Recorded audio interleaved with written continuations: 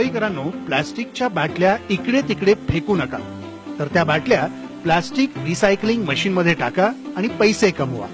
मुंबईत वेस्टर्न रेल्वेच्या स्टेशन्सवर 10 plastic recycling machines लावण्यात आले आहेत. या मशीनमध्ये प्लास्टिकची एक बाटली टाकली तर तुम्हाला 4 प्रकारचा फायदा होतो. मशीनमध्ये प्लास्टिकची बाटली टाकली की ती बाटली क्रश केली जाते. लगेचच स्क्रीनवर तुम्हाला कोणते डिस्काउंट कुपन पाहिजे ते निवडण्याचे पर्याय समोर येतात. पेटीएम बस कुपन 100 रुपये, पेटीएम विमान तिकीट कुपन 750 रुपये, सहकारी भांडार डिस्काउंट कुपन डोनेटही करू शकता.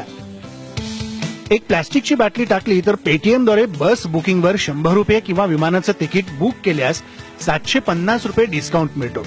तसंच सहकारी भांडारचे कुपन्स देखील मिळू शकतात. डोनेशनचा पर्याय देखील उपलब्ध आहे. क्रश प्लास्टिक पासून यान तयार करण्यात येणार आहे. या यानपासून टी शर्ट तयार करून ती गरजू मुलांना वाटली जाणार आहे. परदेशात अनेक मोठ्या सुपर मार्केट्सच्या बाहेर या मशीन्समध्ये प्लास्टिक रिसायकलिंग मशीन्स लावण्यात आल्या आहेत. मग अशा मशीन्स भारतात का नको या संकल्पनेतून हरीश कारंडे यांनी make in India plastic recycling मशीन्सचा प्रयोग वेस्टर्न रेल्वेवर सुरू केला आहे. जेव्हा मी ते इथे परदेशी बघितलं तर मी हा विचार केला की आपल्या इंडियामध्ये पॉप्युलेशन ही भरपूर आहे आणि लोक वाटेल तिथे प्लॅस्टिक बॉटल्स फेकतात, तर वाय नॉट असं मशीन काही इथे बनवलं जाऊ. So I invented this machine. मुंबईत वेस्टर्न रेल्वे नवीन प्रयोग करण्यात अग्रेसर असल्याचं नेहमीच पाहायला मिळतं.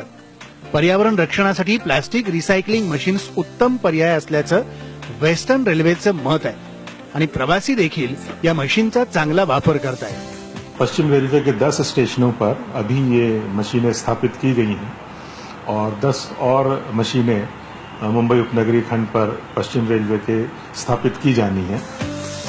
सुरुवातीला रेल्वे स्टेशनच्या कोपऱ्यात दिसणारे हे मशीन नक्की काय आहे याबद्दल लोकांच्या मनात संभ्रम असतो.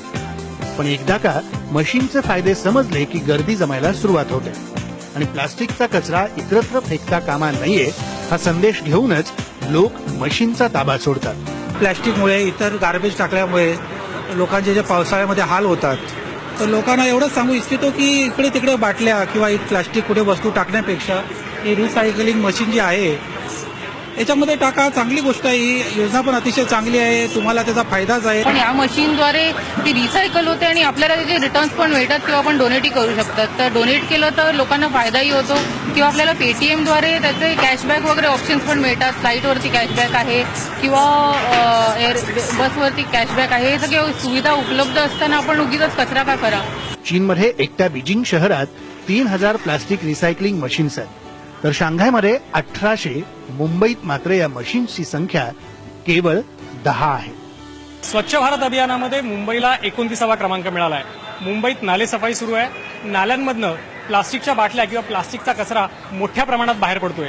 त्यामुळे मुंबईकरांनो, कचरा कुठे टाकायचा याचा निश्चितपणे विचार करा आणि मुंबईतल्या पर्यावरणाचा समतोल राखा.